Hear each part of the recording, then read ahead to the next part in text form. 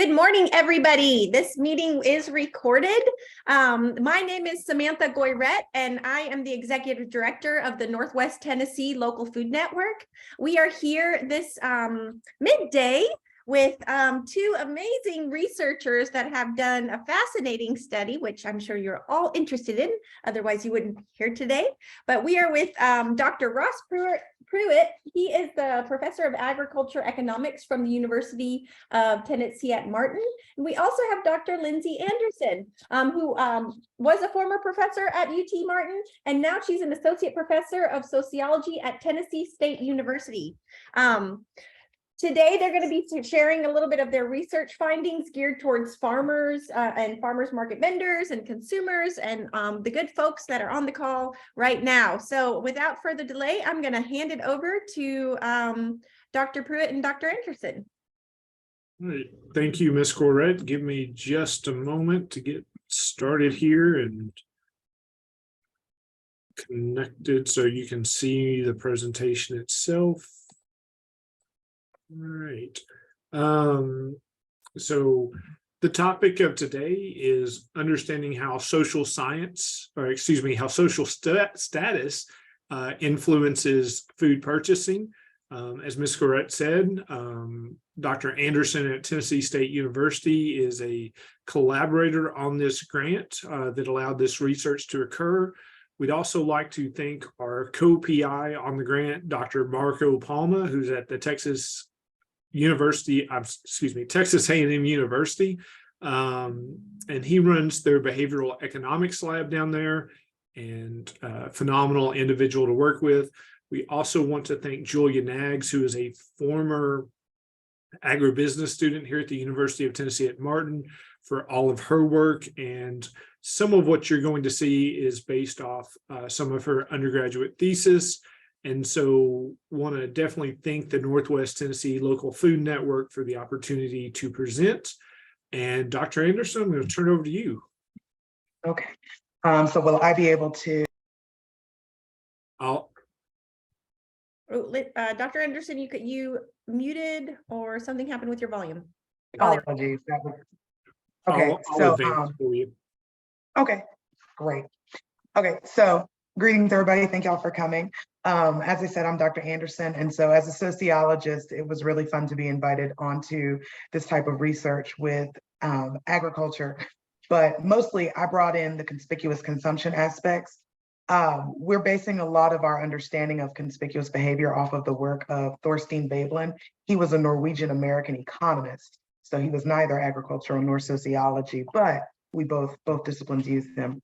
So conspicuous consumption, what it boils down to is Veblen argued that people have a drive to gain attention, to gain status, specifically for people to envy them and want to not only emulate or copy them, but also that's how we gain respect. And we do this many times by purchasing, because sometimes we can't achieve it through other means, but we can use money or items that we consume, such as food, clothing, vehicles, even houses.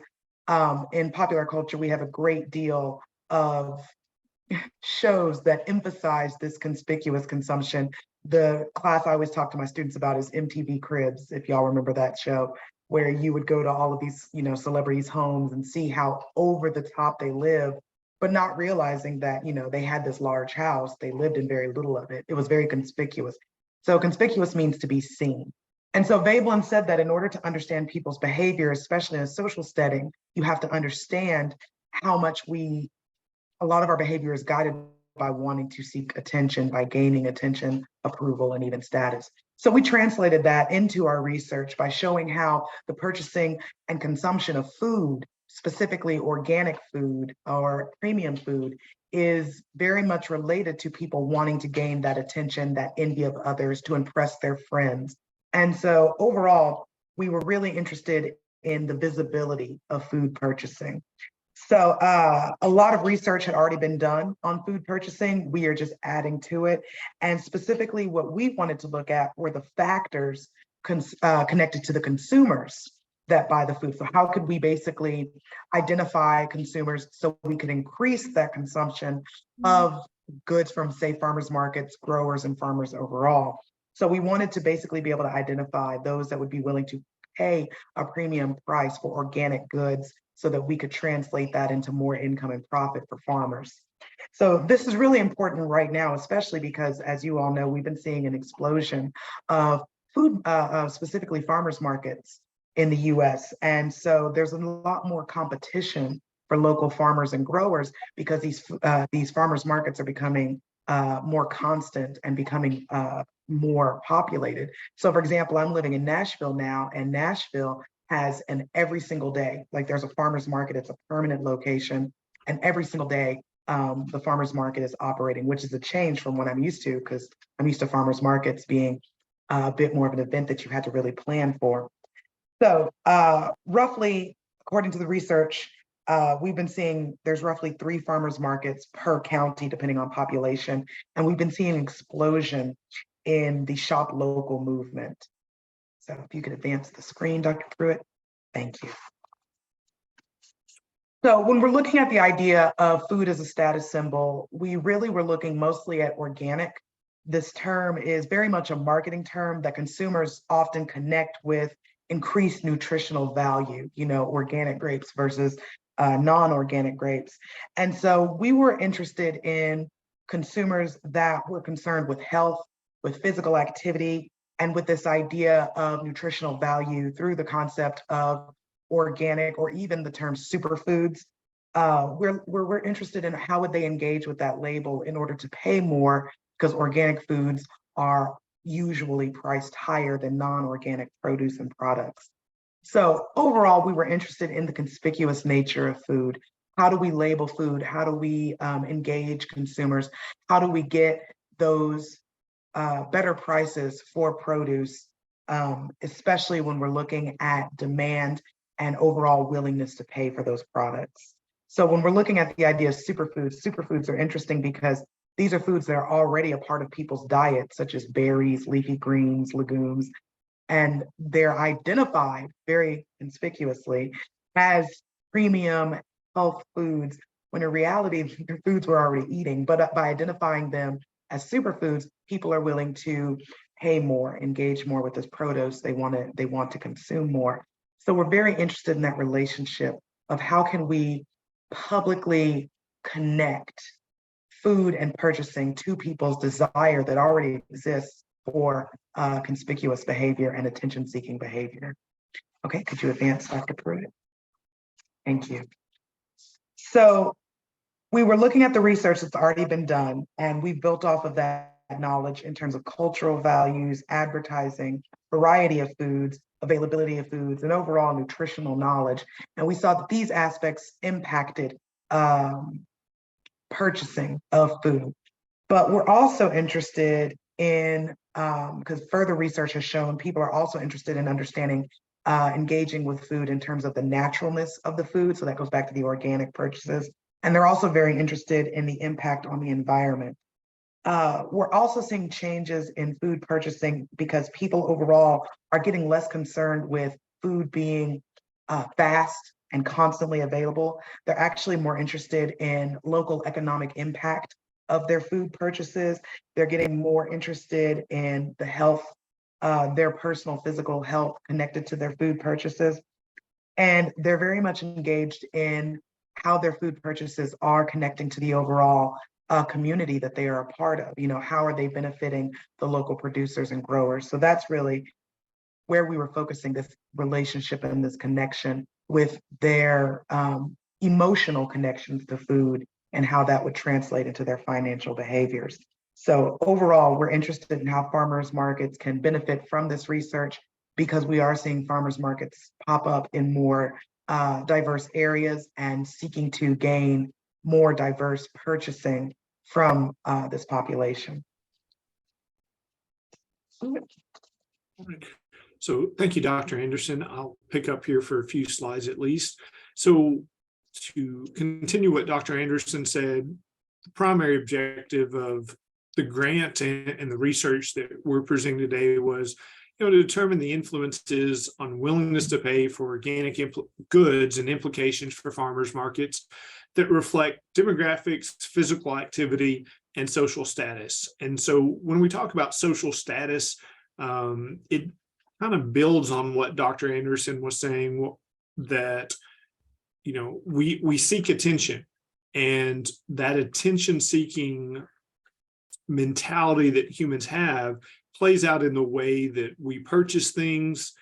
The demographics, I think, are self-explanatory because they're included in so many different studies that we look at them trying to segment markets of who's likely to purchase certain items. And then one new wrinkle that we added into this study was to look at physical activity. And I'll talk more about that here as we go through the next few slides. So when we look at the methods, because we did this in a experimental economic laboratory at Texas A&M, one of the first things that we did were to have a couple of focus groups, so that as we designed our research methods and the research protocols, we were actually using methods that were consistent with what we see in reality. So the first of the first of our focus groups was held at the PIC Tennessee conference back in February of 2019. And we had about 10 to 15 individuals in there, I think, based on memory. And then we had 23 in total across both of the focus groups. And then about a month later, due to connections we made at the PIC Tennessee conference, we had a follow-up focus group with vendors at the Paris, Tennessee farmers market. And several of the questions that we asked dealt with consumer trends that they were seeing at the farmers markets they served. We had obviously more farmers markets represented at the PIC Tennessee conference. There were some that were selling in Murray, Kentucky, and just across the line in Huntsville, Alabama, if I'm not mistaken, as well as throughout Tennessee, Nashville, and Paris, among some others. So we also were asking these vendors about the marketing tactics that they were using and what they observed with their consumers. So some of the specific questions we asked included, what factors led you to sell your products at the local farmers market that you frequent? What type of terms on your station do you use? Do you use local, organic, fresh, family farm? And what have you noticed about the different types of customers that you interact with? What reasons do those customers tell you that they come and purchase items either directly from you as a vendor or the various farmers markets that you sell at?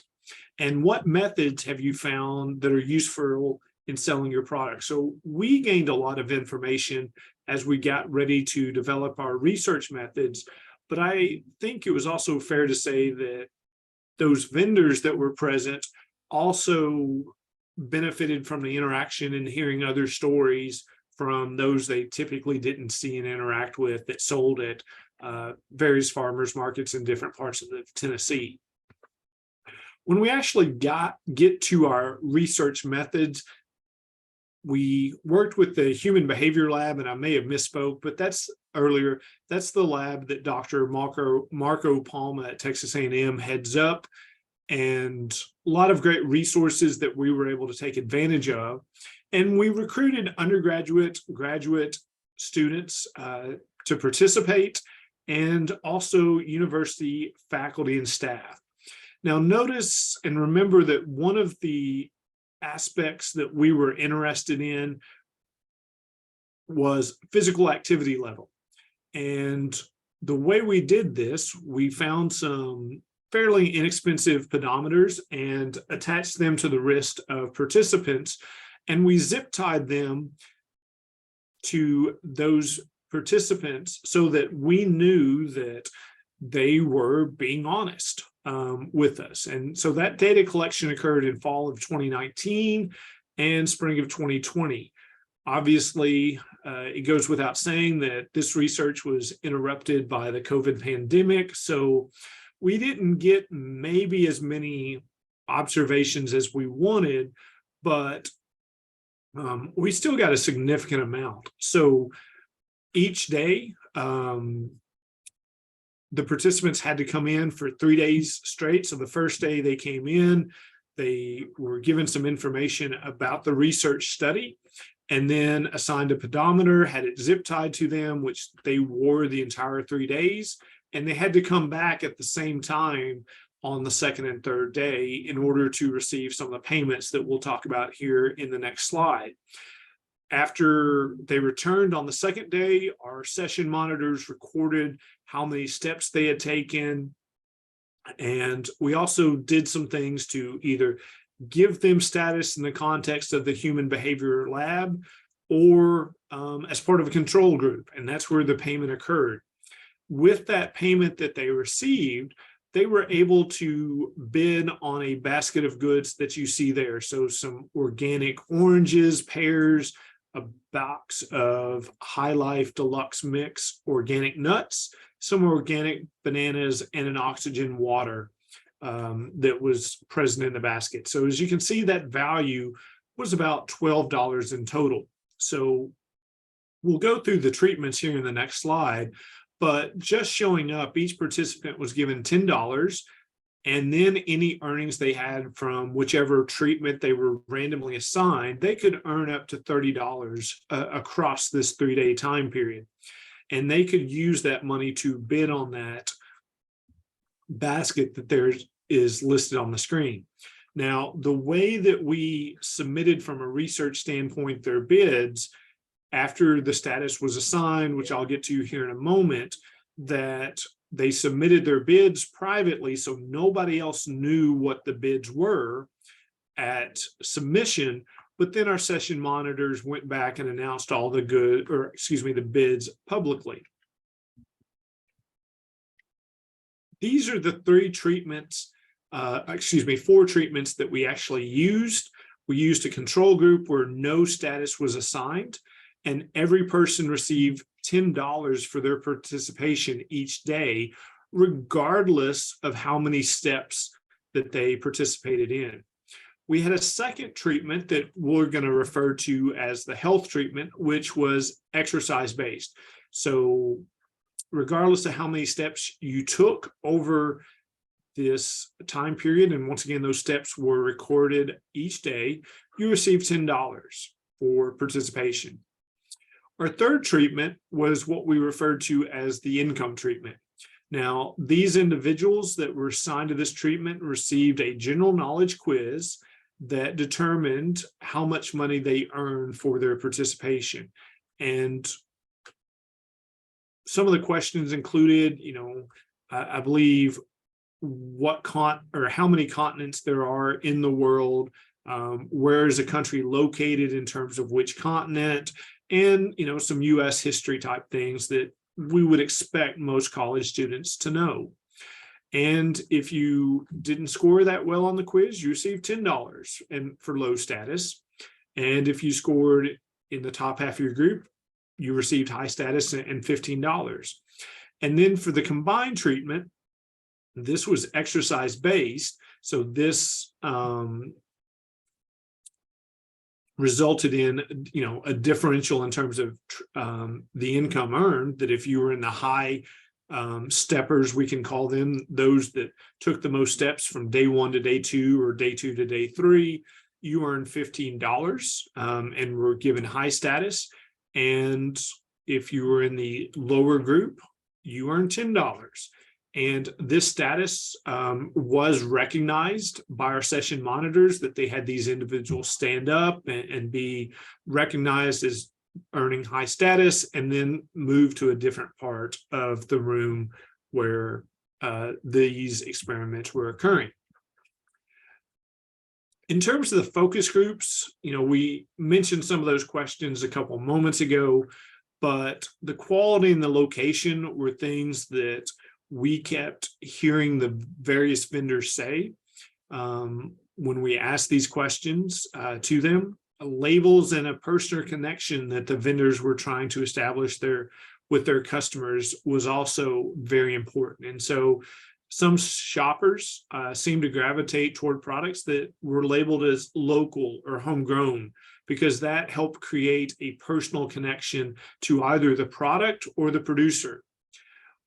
These vendors also let us know that rural shoppers at farmers markets tend to be more middle-aged and female, whereas if you were at an urban farmers market, you saw a more diverse group in terms of race, and those individuals also tended to be younger in age.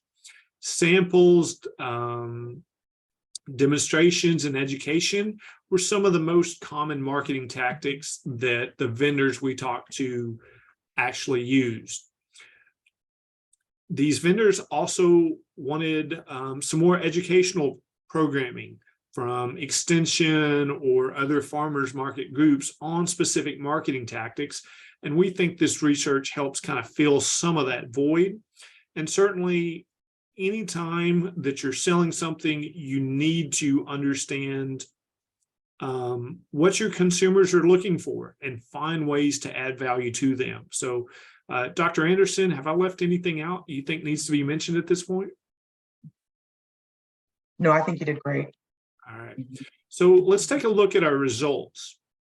So we had 313 participants that participated in each of these sessions. Some of these were in October of 2019, and some of these were in February of 2020, shortly before the US kind of came to a screeching halt for some time. So, you know, we look at these and demographics and remember that we were recruiting undergrad and graduate students and then faculty and staff from a fairly large research-oriented university. So, you know, our age is not one that's consistent with what you would see US-wide. When we compare, say, the white sample size of about 31% to the most recent census data, whites account for about 50% of the US population. You can see that we probably had an underrepresentation of Black participants relative to recent census data. Right now in the US, those that are Black account for about 12% of the US population. And then when we look at Hispanic, we see that had 21% compared to the census data of about 19% US wide. And then Asian was well overrepresented at this university at about 42% compared to 6% as a part of the US population. So do keep this in mind as you look at this, that, you know, our findings, I think, are valid and to some degree generalizable, but we have to be careful about how much we put stock into some of these demographics, just because of, you know, we're dealing with a campus community.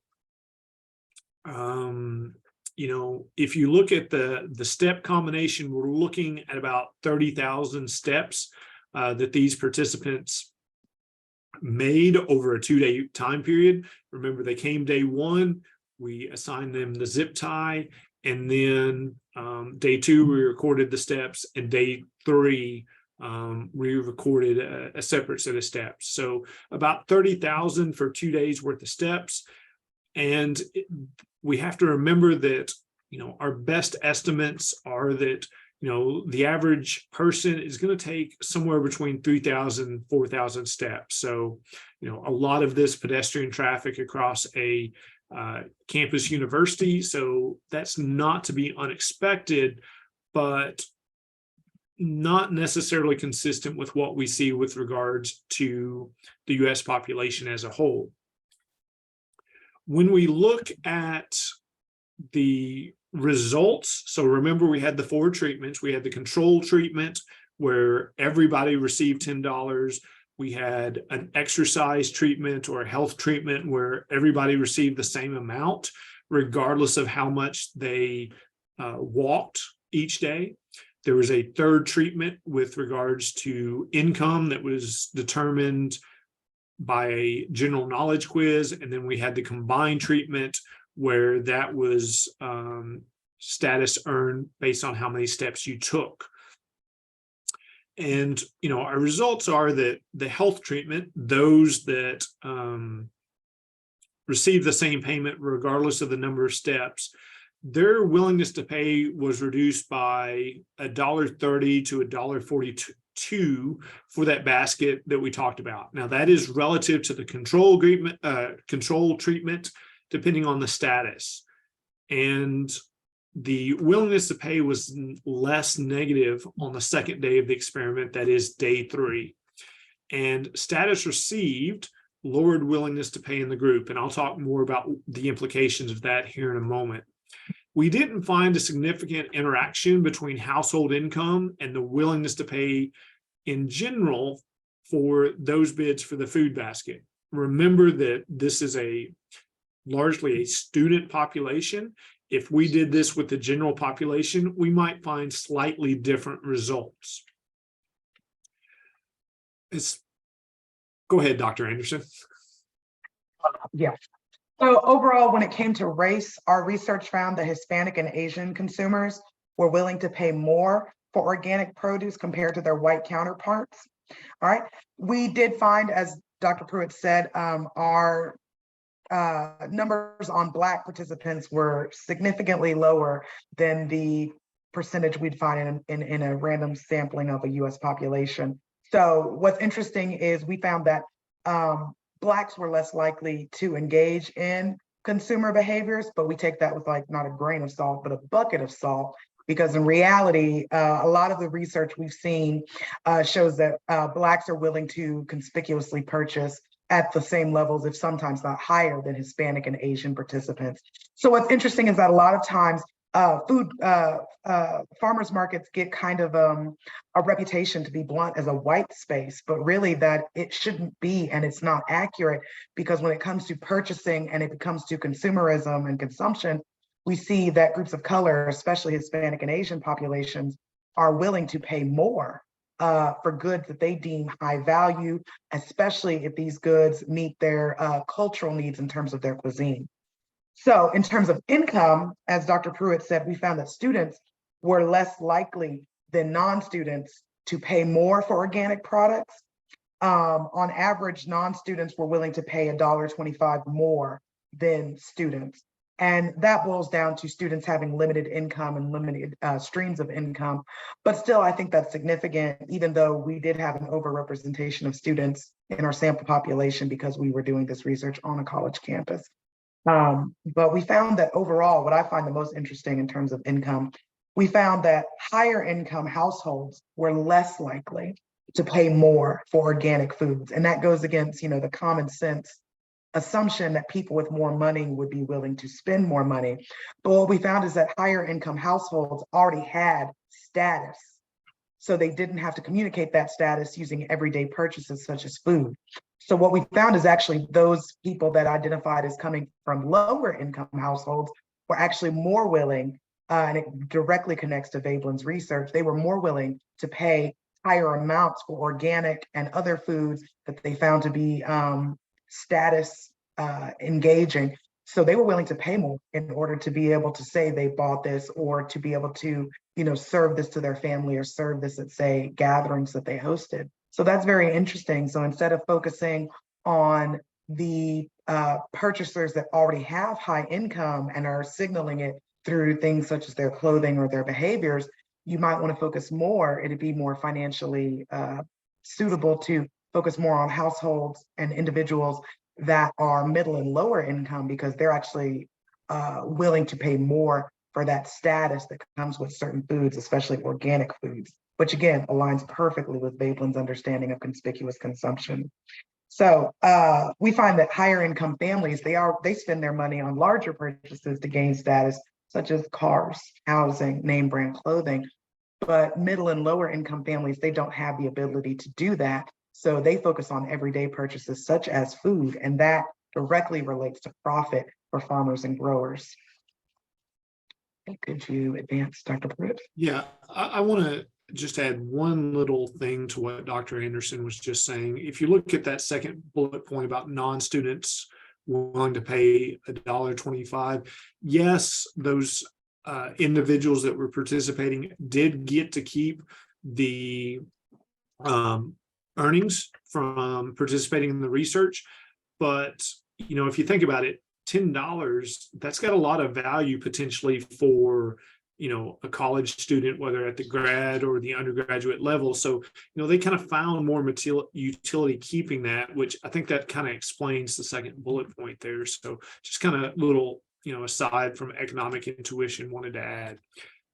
Go ahead, Dr. Anderson. So what's interesting is we purposely made sure, as Dr. Pruitt already said, we purposely made sure to add a public aspect to the bidding process so that people could gain status. So basically their peers could know they had more money to spend, which we did assume, and we were correct that it did connect to their purchasing habits. So what's interesting is we didn't find a significant relationship between physical activity and willingness to pay more for organic food. So the more active someone is, again, we're going against this common sense, and that's what's great about social science is a lot of times it shows what common sense, where it's correct and where it's incorrect. So people who are very active aren't necessarily the ones that are most willing to pay for organic food and higher end food in terms of to conspicuously show that. So what we see is the desire to purchase organic produce, again, isn't necessarily connected to physical activity.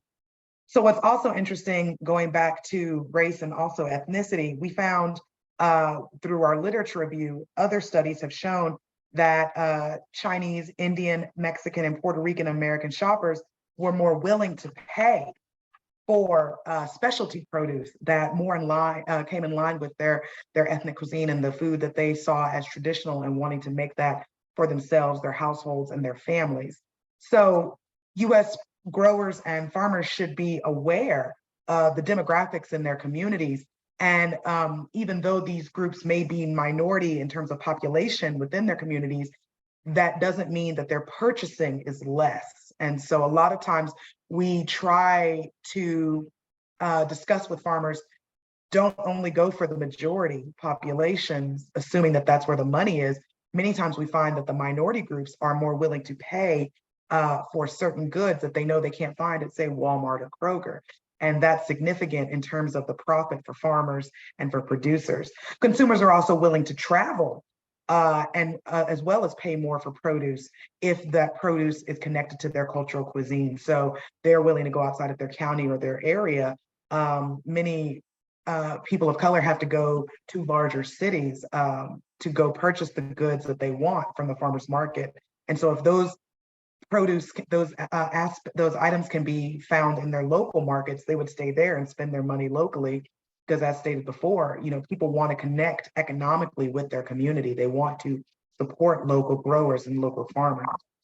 Another demographic that we saw was definitely female shoppers. This does go along. Our research completely complemented previous research. We found that female shoppers, not only are females more likely to be the decision makers in their household in terms of food and purchasing, but we found that female shoppers are willing to pay more to have a connection with not only the community and those that grow the food, but also they want to pay more for food that they deem healthier, especially if we're dealing with women who are supplying food for their children. But a niche market that definitely needs to be explored and understood, just like communities of color, we need to recognize that single women are a interesting dynamic because a demographic, because they have more disposable income. So they are willing and able to pay more for goods that they assign value to, especially because single women have a tendency to use gatherings that involve food as their social connection and outlet. So that's something that also needs to be understood for those who grow food and sell food, is that female shoppers, for various reasons, are a population that can significantly increase a profit base.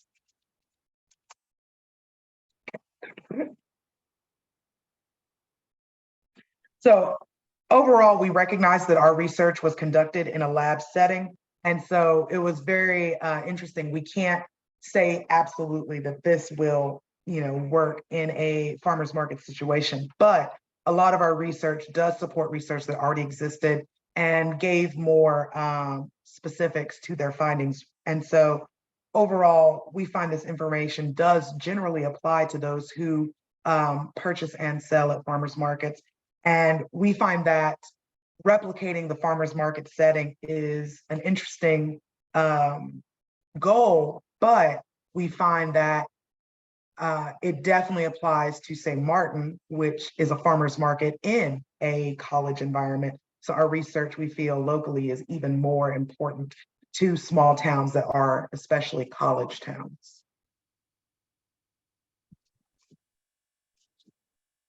That's it from me on this slide. Dr. Pruitt, do you have anything to add? No, I mean, I think it would definitely be interesting and useful to replicate some of what we did outside of an experimental economics lab like the human behavior lab at the Texas A&M University, but definitely need to thank the National Institute of Food and Agriculture, which is part of the U.S. Department of Agriculture, for sponsoring this research and making it happen.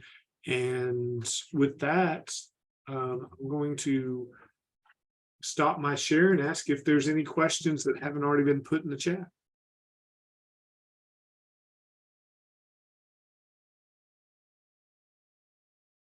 If you don't feel like talking, you could just add your questions to the chat. But while you're typing in, I do have a few questions for Dr. Pruitt and Dr. Anderson, if you don't mind. Well, y'all had briefly mentioned values, the types of values people place on food. Could you kind of dive into that a little bit more? What kind of values are you talking about here? And how does that relate? How can farmers tap into kind of sourcing those values or utilizing those values to market their products? Well, from like a social perspective, sociology, when we're looking at the values of food, it's literally what can people do with it, right?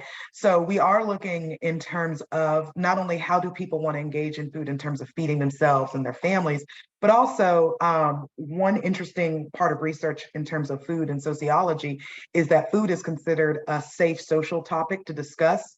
Food is an interesting and easy way to speak to people that are strangers or in situations that maybe need to be filled or diffused.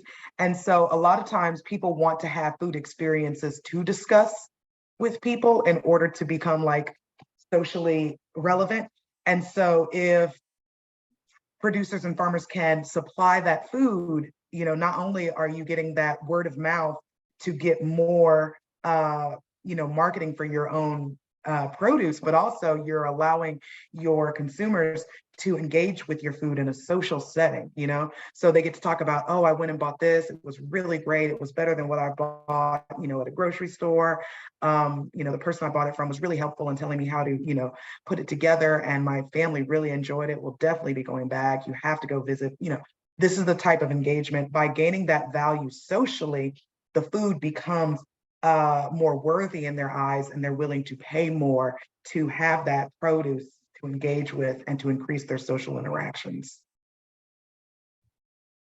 I think to kind of echo what Dr. Anderson said, certainly, you know, what she said at the beginning of the presentation, people want to know about their food, the local movements, you know, those are values that are being reflected in what's produced, that producers are paying attention and as a result adjusting and seeing those potential marketing opportunities and adjusting their production as a result to fit what the consumer wants, because at the end of the day, the customer's king.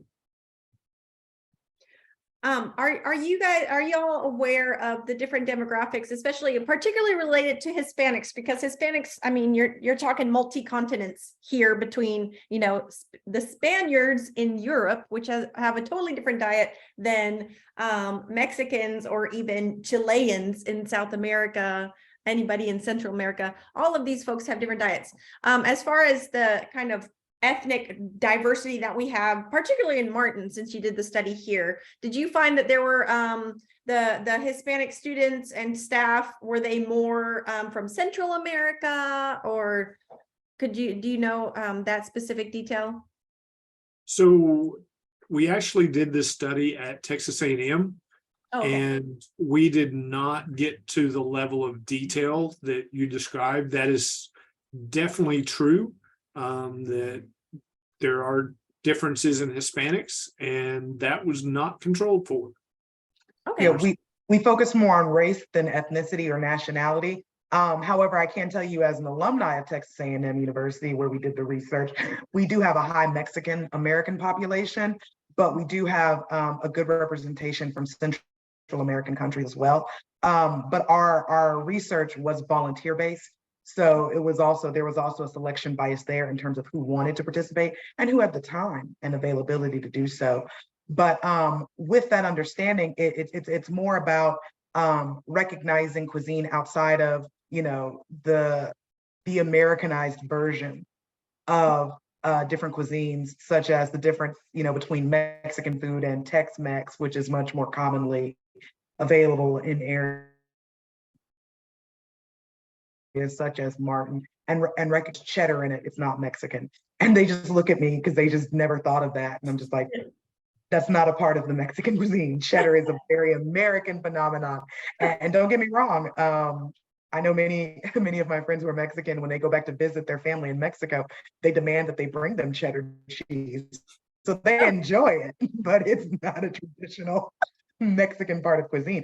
So being aware of the differences between maybe your personal experiences with that cuisine and the reality of that cuisine is important, because, you know, for example, the majority of Chinese food that Americans have had is not Chinese food, it's an American interpretation. And so the ingredients that you would be looking for wouldn't be as desirable to actually Chinese and Chinese American consumers. So maybe the best bet would be to go visit a Hispanic grocery store or an Asian grocery store, just to see what kind of cultural foods they have available and that we don't have available in the local Walmart. Maybe would that Absolutely. be Or flat out just engage with, you know, purchasers and ask them, you know, for future, what produce is it difficult for you to find that you would really enjoy to have and that I could provide for you? And you would be surprised at the availability and the lack of availability on the other end of that spectrum. And so for example, again now, and I live within walking distance of Fiesta Market. And when I walk in, it's just a completely different experience in terms of what is available and what is highly sought out in terms of produce. And so it's just, you know, just simply going into a grocery store that isn't, you know, Kroger or Walmart is also just very informative. excellent? There's a question in the chat I'll address if I can interrupt here. This is one of the ways the information is reaching the farmers. So obviously, this is a good forum to do it.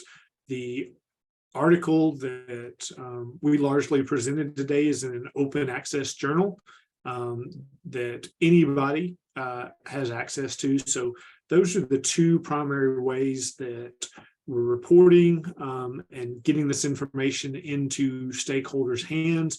Another way is that because this was funded by the USDA, it's available for the results and the reports that we have to do internally to USDA. Those are also available for individuals to view. And to chime in, and then for those who don't know what the question is, how will this information reach the farmers?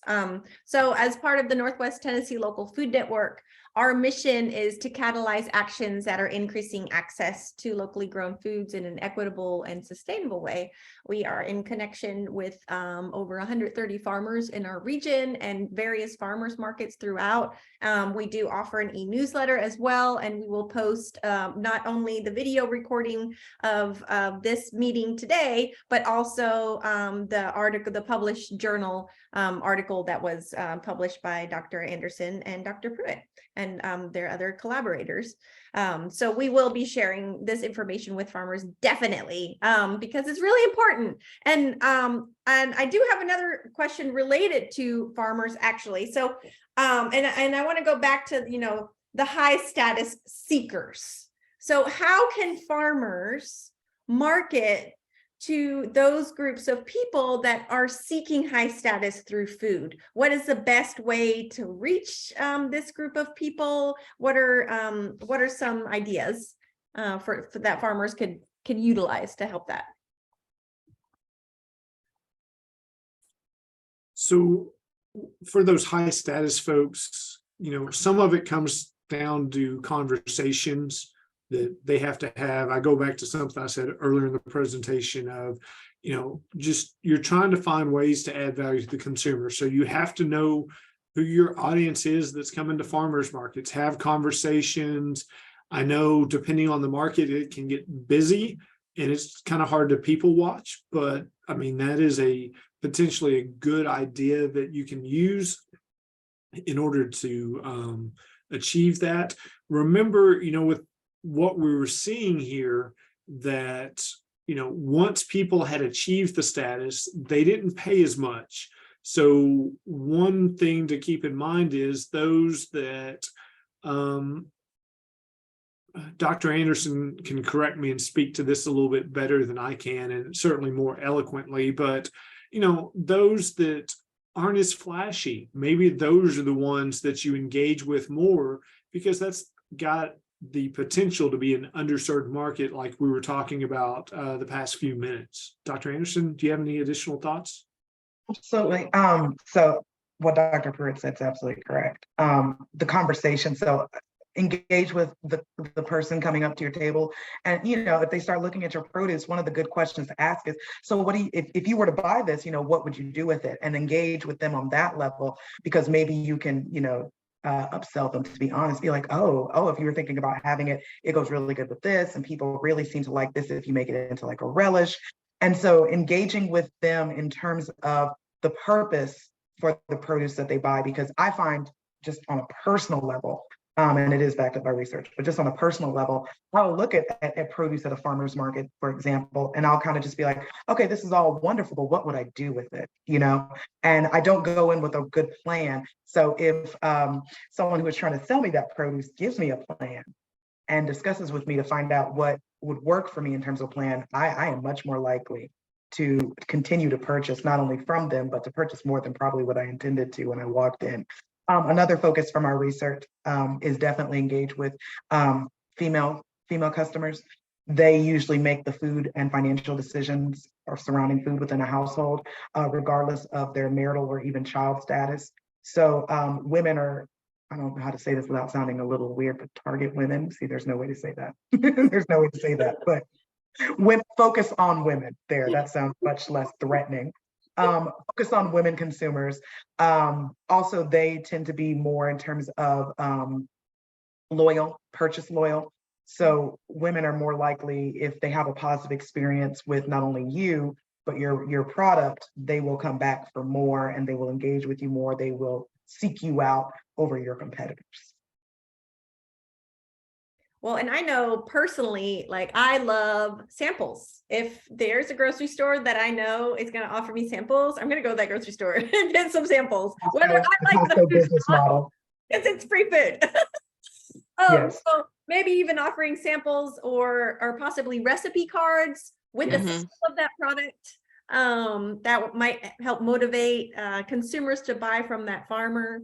I don't know. What are your thoughts about that? Oh, absolutely. I have been caught that way many times. I am all of a sudden buying produce that I normally wouldn't purchase because it is a part of a recipe card that I was given. I mean, this is a very common selling technique that is done in grocery stores. When you say samples, absolutely. I jokingly call it the Costco technique. Many people actually go to Costco not really to purchase, but to sample, and then they come out, $112 poor. So use that model at a farmer's market. Give samples. You would be appalled at the amount of baked goods that I have bought at a farmer's market because they let me try a piece. It is shameless. If you put a carb taste in front of me, I will buy from you. So yes, samples, recipes, how I can use the produce myself, because I don't know what to do with zucchini every day. I don't know what to do with certain squash and melons. So if you tell me what I can do and you make it sound appealing, I, like many other purchasers, I will engage with your product. I will give you my money. And so just having that personal relationship.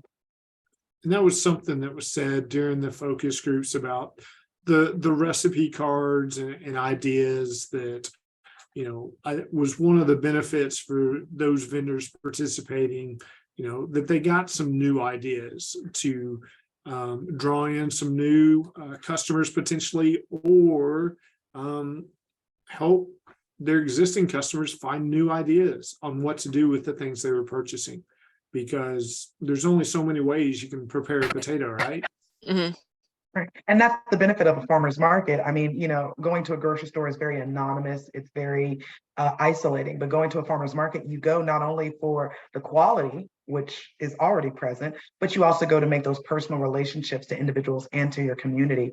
And always emphasizing that just makes a farmer's market produce and what is sold there much more desirable and higher value.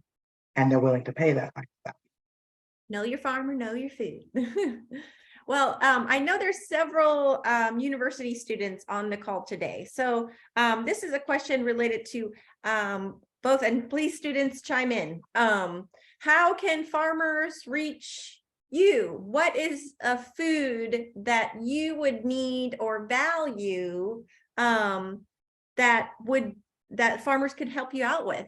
What are some ideas that we could utilize and maybe help connect more university students with locally grown foods? Anybody have any ideas?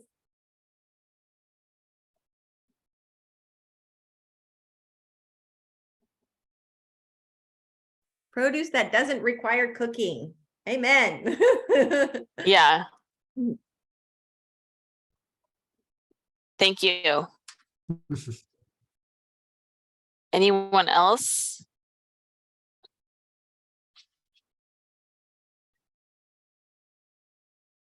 So Caroline and I, we co-managed the Martin Farmers Market this year. We learned a lot, but we also really got to know to the heart and the core all of the different vendors and the different products that they sell. Unfortunately, the market is closed now, but it will be open again in the spring, mid-May.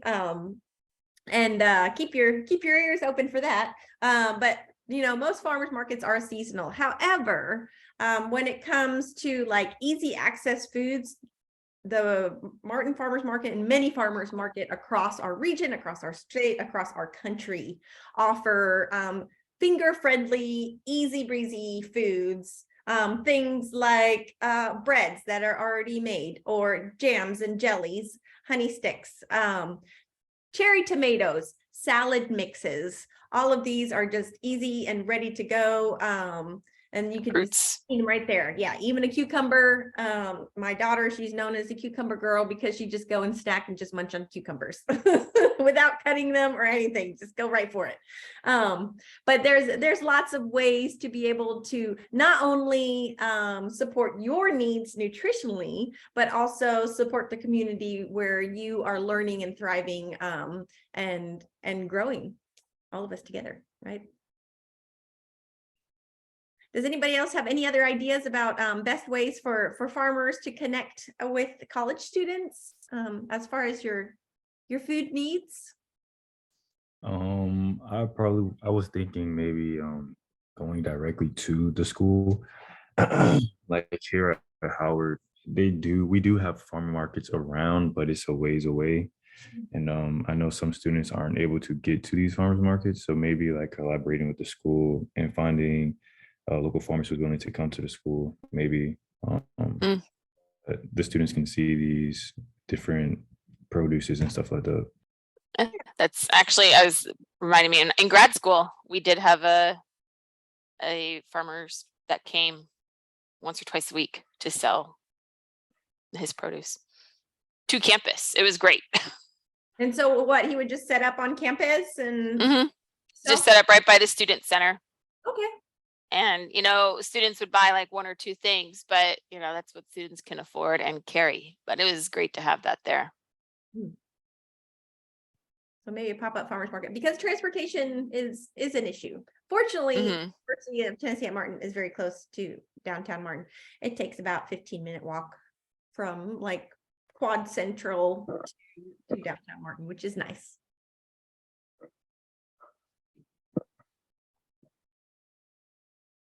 Well, does anybody else have any other questions? I think we covered quite a good bit today. I really want to send a token of gratitude to Dr. Anderson and Dr. Pruitt. Thank you so much for all of your work since 2019. This has been a long journey.